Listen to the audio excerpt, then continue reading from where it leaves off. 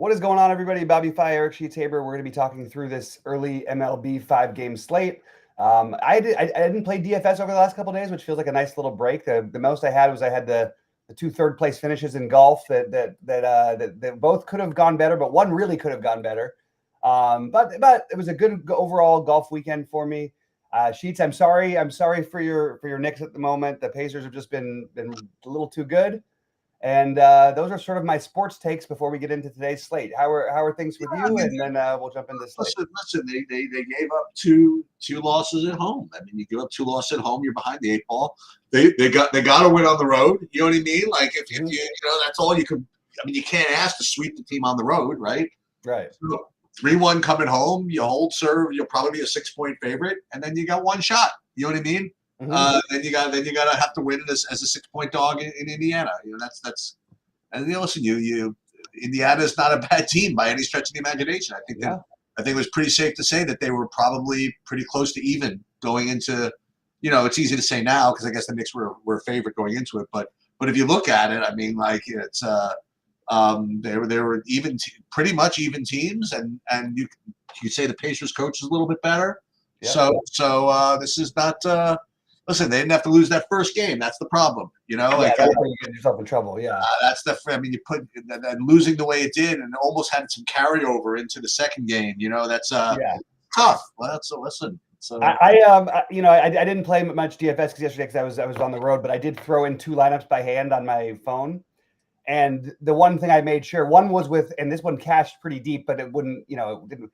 One was with Mathurin as captain, which was I think 0.01%, something like that. And the other was Mathurin was in my flex, and Mathurin was 3% in the 555 in the flex, and he was on the winning lineup.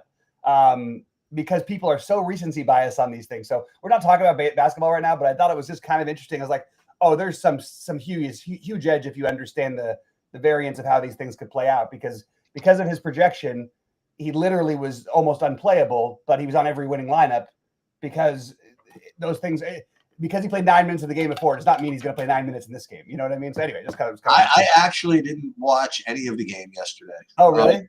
Yeah, we did. We binged all but one episode of a show called Sirens. I just started it as a workout show for me. I like it a lot. I like it a lot, actually. Wow. So. I thought it was really interesting the first episode. So I can't ask any more because I don't. It's very white, sort of White Lotus-y. It's I like it a lot actually. Yeah, that's I'll check it out. I wanted to wait for my girlfriend to watch the rest of it because I think she would enjoy it. Yeah. All right. So you said all but one. You still have one left. Yeah, just one left. Okay, just one left. All right. So for what it's worth, for the morning games. No weather that seems relevant enough to discuss. Everything else is, maybe there's a little bit of drizzle here and there, but nothing that's going to stop us. You know what I'm going to do? I'll share my screen today, actually. Okay.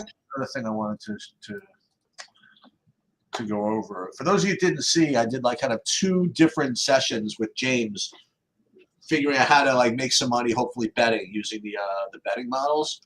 And the first time I did it was a train wreck, but the second time I did it, we kind of learned a little bit how to do it. Maybe at the end of this, maybe we'll highlight best bet, value bet of the day or something like that, given for the pay dirt models or something. Maybe we'll put something in there or something like that. But let's right now we have the Saber Sim stuff up. I loaded my projections in here, but let's just go, I guess, game by game and take a look at this. So Minnesota against Tampa. You getting any? Oh, that was tilting. You weren't there for the Friday night was the brutal one I had for baseball. No. I was there for that. We both cashed in something. No. I was in first place of the lottery. No, is that the one where you needed anybody but Teoscar or something? Anyone but Teoscar, but we haven't talked since then. I guess is maybe what it was. Yeah. That was pretty tilting because it wasn't just for one inning. I needed no Teoscar, no Ohtani, and the Mets twice had the base. Well, once had the bases loaded with nobody out, and they didn't score. They just needed a run to score, and the game was over. The other was they had second and third with nobody out, with one out. I mean, and they couldn't score then. And either they score either of those times, it's a win. Anybody other than Shohei or Teoscar does it, it's a win. But Shohei was not even coming up again for another, whatever, $1 million away because he was the one who made the last out. So that was pretty tilting when you lose 40,000 on that swing. So that was the one that crushed me a little bit. Let me ask you, like Lopez, do you have him? I'll ask you another way. Do you have him as your SP2 or SP3? How about that? I don't know yet. He's one of three. I don't know which one I want to really go with. And then Drew Rasmussen. Do you have him like maybe like SP5 maybe? No, I think they're pretty similar. These two, factoring price and everything. One thing that I'm just double checking the. I know it's not like it's not. It's really warm there. Both of these pitchers are talented, but I think I actually think I might lean a little bit more Rasmussen than Lopez. I'm open to either. My first run, I got more Lopez, but still a pretty healthy amount of Rasmussen, 39 and 28%. So I'm interested in both these pitchers, but it's also a good hitting. It's the best hitting conditions of any game on the slate by a landslide. So I'm sort of struggling with what I want to do exactly, but I think both these guys I'll be a little bit over the field on. I haven't run my build yet. I'm gonna do that afterwards live, just based on projections though. I myself am getting Lopez as the SP3 for me, and Rasmussen kind of the SP5. But to your point, they do look close, and I have Lopez with twice the ownership. Yeah. Of Rasmussen, so I think that probably evens it out as far as who I'd rather take. I'm not quite getting to any of the. I don't think I would get to any of the hitting here. So for me, it's probably one of these pitchers, maybe two. Yeah, and I as you guys know, on games with slates with 5 games or less, I do not play 5-man stacks, just to get different from the norms of the field. And I won't be. And by the way, that was also why I wanted to mention the last week's thing, because I literally almost won the thing, and that was on a full slate on Friday, and it was a 3-2-2-1, something I never would have built in my life. Wow. But I also did have there was a nut pitcher at 0% ownership, and I can't remember who it was off the top of my head, but I'll look back at it at some point. Sometimes things work, just playing around, getting a little different.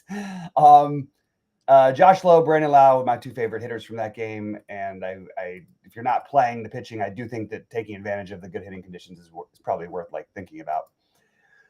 All right, so now we've got Roop and Job. All right, Cheats. This is another one where I feel a little wishy-washy. I think I kind of want to prioritize Detroit a little bit, and I think that I also think taking shots on Job. San Francisco's, again, very hit or miss offense. And I have a little bit of interest in Job. I'm not going to play Landon Roop. And that's where I'm at in this game. I mean, it's probably pretty selfish. I'm going to say selfish, but maybe a little greedy to cross off a game on a 5-game slate. If there was one, though, this would be it. If there was one, I think this would be it. I have Landon Roop is my SP 6 or something, and I'd rather him be my SP 30. You know what I mean? So I don't like that. And I'd like to that point. I mean, I would kind of like to play Detroit. They're not projecting well enough for me to get there, but maybe I'll get there anyway. You do have this Wenzel Perez at 2,400 in the outfield, and then Malloy too. Yeah. I am getting from San Francisco actually. I mean, I'm not saying getting because I haven't run anything yet, but as far as the decent value, but these young pitchers, I mean, I feel as though you're supposed to just keep playing these guys for some reason. Yeah, I agree. You know what I mean, so if on a 5-game slate, if I get some of the Job, it's really not going to bother me at all. Yeah. You know, he has a projection of 12 or whatever, so that's fine. But I just have this feeling that he's got a 25 in him somewhere. You know what I mean? Where guys I don't want to say names because then they're going to get the 25. But Landon Roop's, to me, he's not going to get 25. Right. I think it's pretty unlikely for me. I agree with that. And as always, I will just say that Detroit has got that low run line, which is just they've hit the over most of the season. So, all right, boy, if you would have said, this is. I think it's the cheapest we've ever seen Clayton Kershaw. I can't imagine there was another time in DFS where Clayton Kershaw was cheaper than what is he? So he's but he's 7K. He's got a 12-point projection for Christ's sake.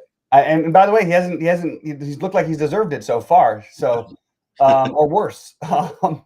But okay, the Dodgers are going to be massive chalk, and oddly though, people won't pair the Kershaw, and all of the even the expected strikeouts, all that stuff is pretty close to like Job.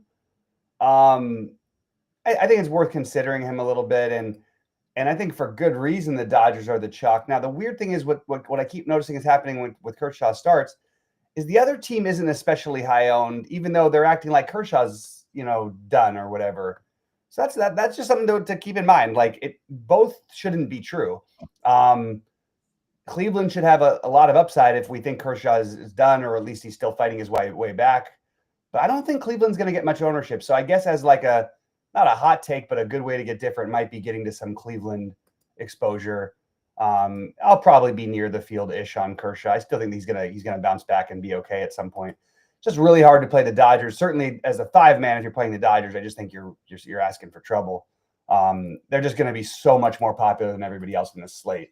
That's my take.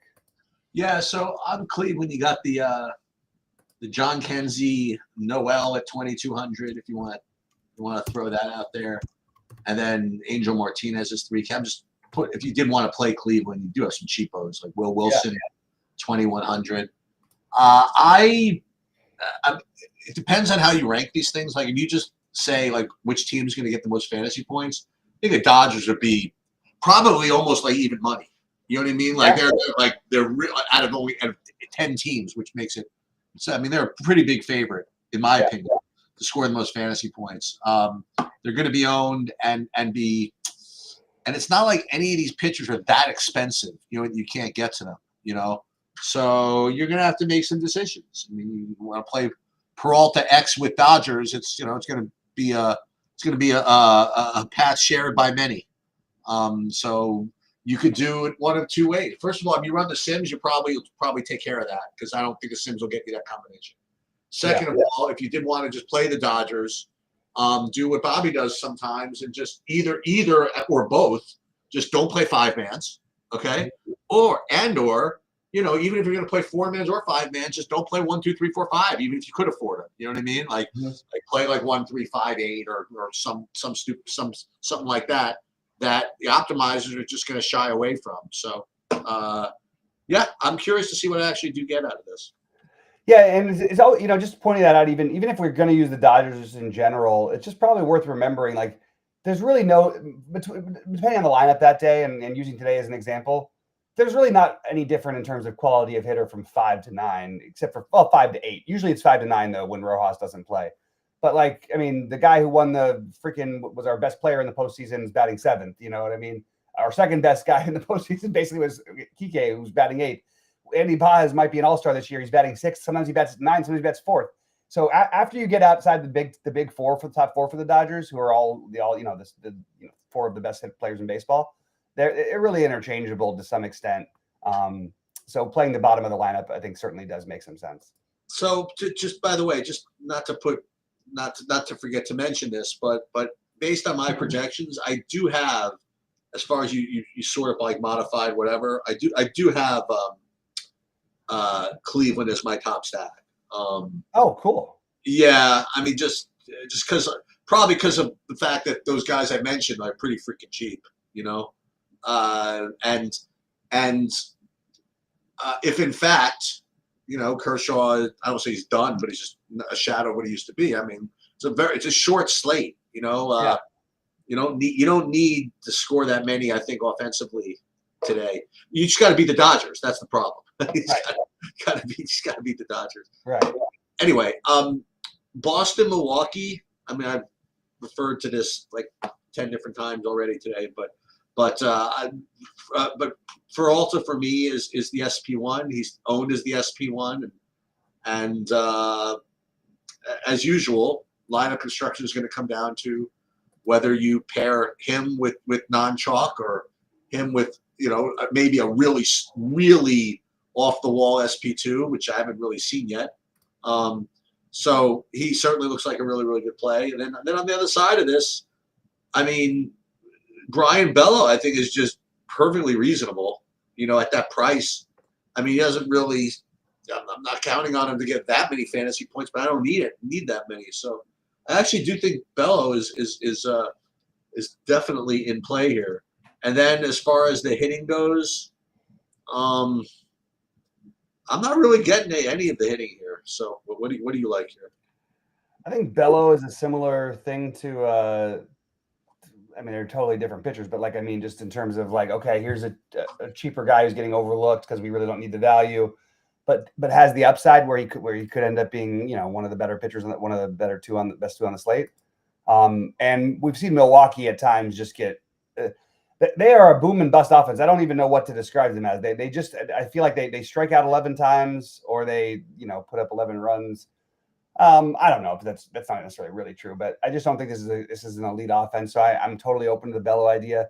It's really hard to avoid guys like Peralta for the way that my brain works for DFS, at least on these small slates, even as chalk, because I think the strikeout, the guy's got like a strikeout prop too higher than everybody else. Now, that doesn't sound like that's it's 5.5 points, and that's it's just really hard when you have that high of a floor.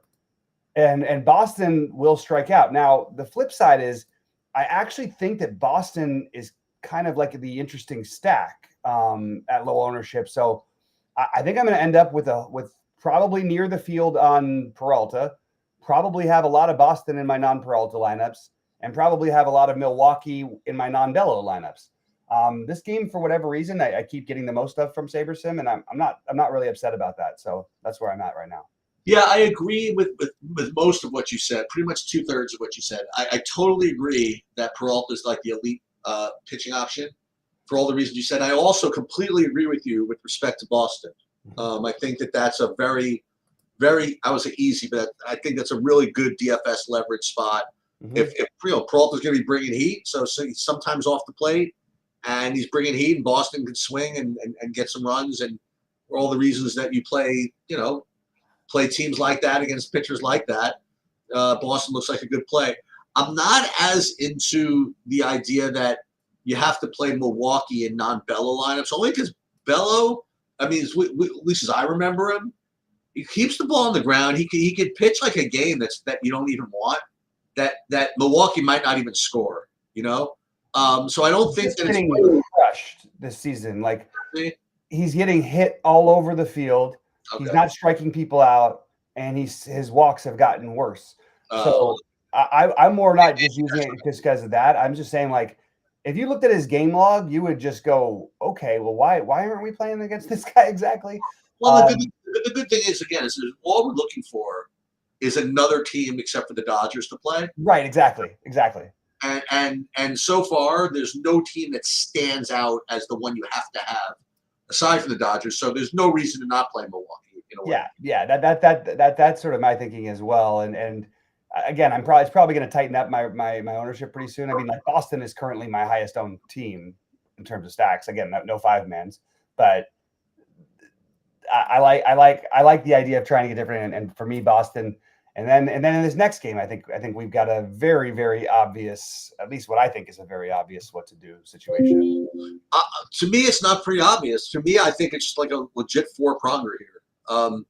I think you play any of this stuff. I think McCullers, he is currently rated as the SP2 for me at 6,300. I think the Peralta McCullers combination with the Dodgers is going to be what everybody. It's going to be the most popular combination. So I want to avoid that if possible. Yeah. I think I probably want to play Oakland because of that. Yeah. So I definitely like that. Houston, I mean, they've been putting up runs. They put up runs yesterday, I guess, at least. Certainly, they're a very, very logical team, I guess, also. But what about Severino with Oakland or something like that? Yeah, that's sort of like thinking where I'm thinking. I think so that's the thing that's going to happen for me is Boston will be one of my highest owned probably. I think that the A's will be the other one. The A's, for what it's worth in my high buy-ins, I do expect to build that way. McCullers, he might look like a good SP2 and the projections might like him. And by the way, if he was going to be 10% or 8% owned or whatever, I might lock him in, it's a small slate. You want to find ways to get different, but when the fact that he's going to be one of the most popular, and he looked much better as the game went on in his last game, but you're telling me that he outscores Bello, Kershaw, all these other guys in a similar price range enough to where this makes sense when he really hasn't pitched much in the last year, and he's been bad when he has, and he doesn't go deep into games and yada yada. Like all the things just make me want to play Oakland or the A's, whatever that we call them these days. So the A's are the team I'll go out of my way for my hand builds to play, and I think it's very logical actually to play them. And I like your Severino idea as a way, another thing to do. I'm not going to touch anything with the Dodgers because I know SaberSim's not going to let me have a bunch of it. That's fine. I just have to let it, I can find other ways to win. And to me, your best bets are like the Boston A's. And then going back to that first game, just based on the fact that the hitting conditions are so good, I think you could take a shot on the Minnesota Tampa Bay. That would be the way I'd approach this slate. Well, the way I did this was I allowed the non 5-man stacks, obviously, but I didn't go so far as to cross off the 5-man stack. Yeah. So what I'm going to do, I'm just building it like this, and I'll show you guys what I have. Now, I'm probably going to have to do some updating, but just again to show you what kind of a simmed build looks like as far as if you're using my projections at least. Let's just take a look. So let's see. Click on contests. Let's look at pitchers. Well, only 8% Peralta. All right, let's go. So there it is, all the Boston pretty much. So that's what I expected. So Bello, Lopez, Rasmussen, Severino, McCullers, those pitchers. So essentially, SaberSim just said, okay, no problem. We'll just take the most logical thing and just not play it. So and all this Boston and very, very little Dodgers. So that's what a fully all out SaberSim built thing will give you. Now again, you can mess around. You can go into stack exposure and one thing you would like, Bobby. Look at the stack types I have here. Yeah, there we go. Like 3-2-2 is the most used stack. Let's go. That's what I'm talking about. Followed by 4-2-X. Right. That's rough, man. I don't know how that's ever going to win. You get the 4-2, and then you get to play Ohtani and Jose Ramirez. It's not too bad. There you go. Just for fun. Let's see what those 4-2s are actually. So that's one thing you could do. So let's go here, and those actually there it is. Ohtani. Yeah. Ohtani really shows up in these types of things. Because he is like a one-man wrecking crew. He is, and he has so many ways to get fantasy points now that we know he's still running whenever he gets on. Right. Yep. I mean, Judge is. I was having a conversation with my cousins about this the other day, and I think they were really happy to hear this from me. Yeah. Because I was just saying, look, with what Judge is doing, I don't think we really can have a conversation about who the best hitter is in baseball. I think it's pretty obvious he's won that. But what Ohtani's doing at the same time is remarkable. Like the guy's on pace to hit 60 home runs. He leads the league in home runs. He's going to steal. He's on. What is he going to steal? Another 45 bases or whatever. And he's still hitting over 300 too. Yep. All right. So you're going. You're eliminating them. You're going. I don't think I'm doing it. I don't know. I don't know if I could do 4-2s. I don't know if I could do it. Okay. All right. Or 2-2-2-2s. Ugh. Right. I can't do that. You got to be like really smart, like Bobby Firestone, to play these. I don't know if I qualify, but I'll take it. I think that's what I'm going to have to do here. And then if you do that, 2-2-0s. You know how lucky you have to be to hit a 2-2-0. Yeah. I mean, it is rough. It is tough. But then again, if I do that, it gives me 98% Boston. I don't know what I'm going to do, honestly. Wow, that's wild. Like, this is what you get, but I don't know.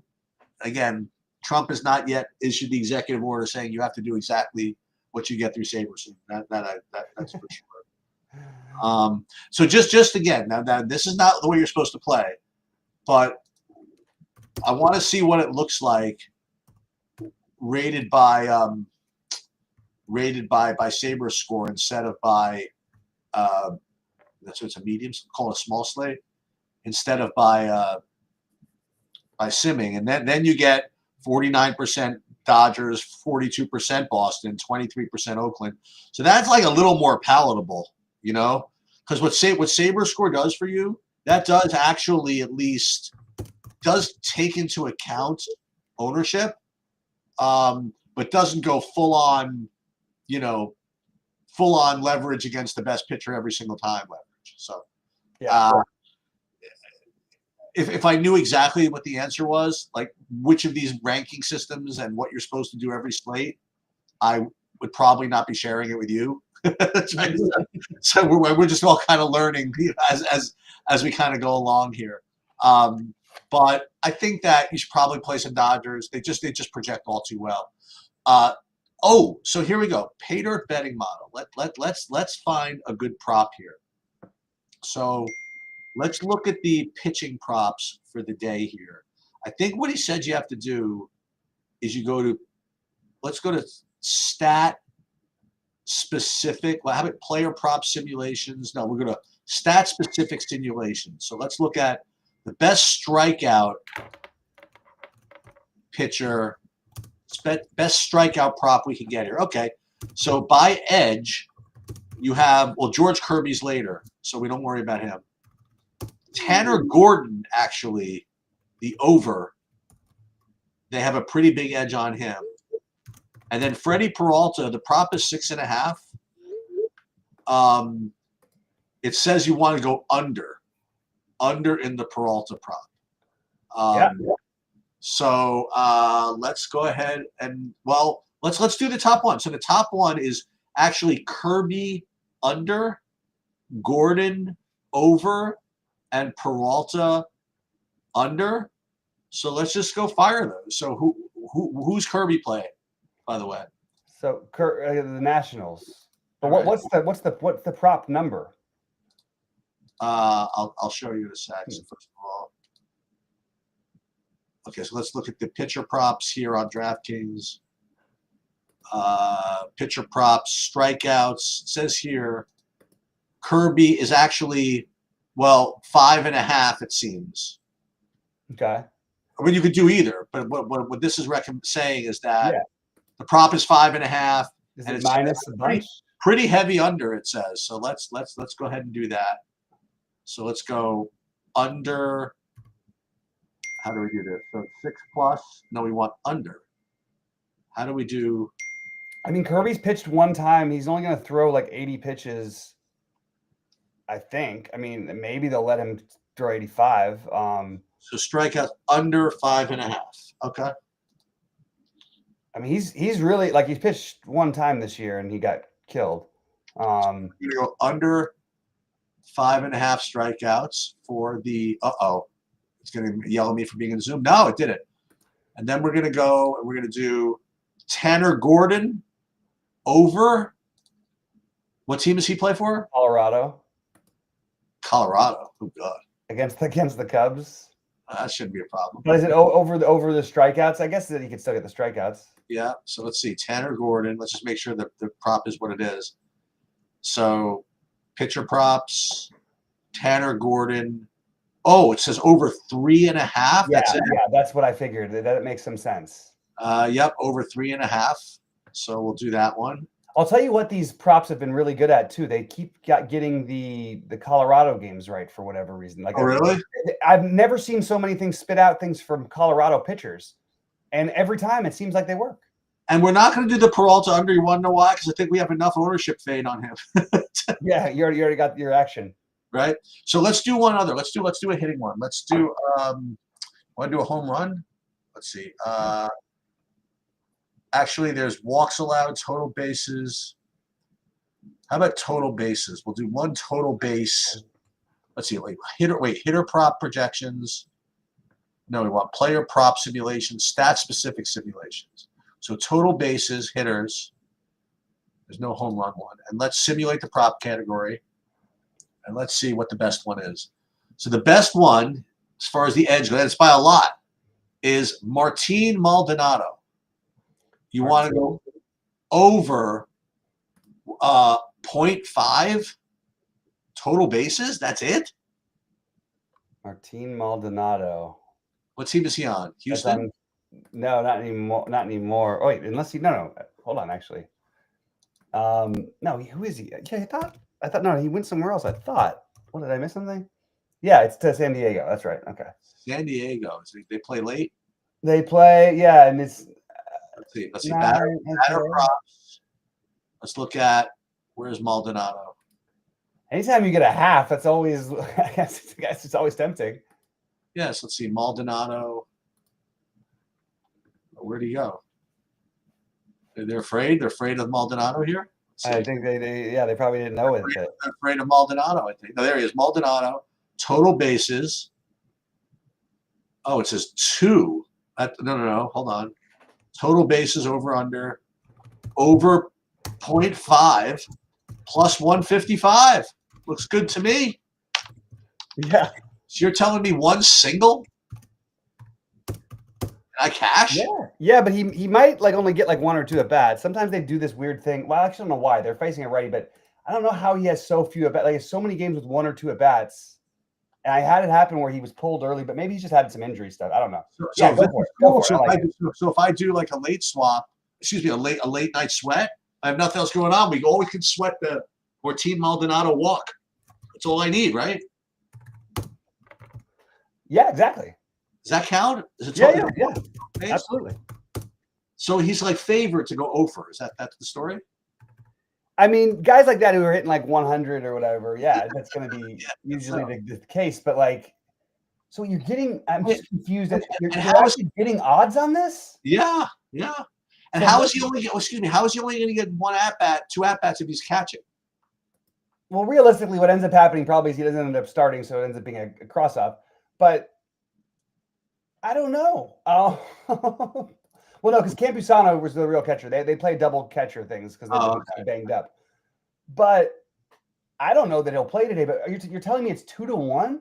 Guess so. No. Plus 140. That looks like more than plus 140. Oh, that was That was 500. Here, over 0.5 is plus 155. That's pretty wild. All right, easy money. I mean, the worst player in baseball should 1 out of 4 at bats do something. They should have a 250 on base percentage. Well, that's pretty. I like that bet actually. That's kind of cool. We'll see. Anyway, all right. So cool guys, we're gonna be back. I'm gonna finish my build. I'm just do my hand builds, and then Sheets will come back at 1 Eastern. Is that good with you? Yes, perfect. Yeah. All right, cool. All right, good luck everybody, and I'll also be live at 5:30 Eastern today.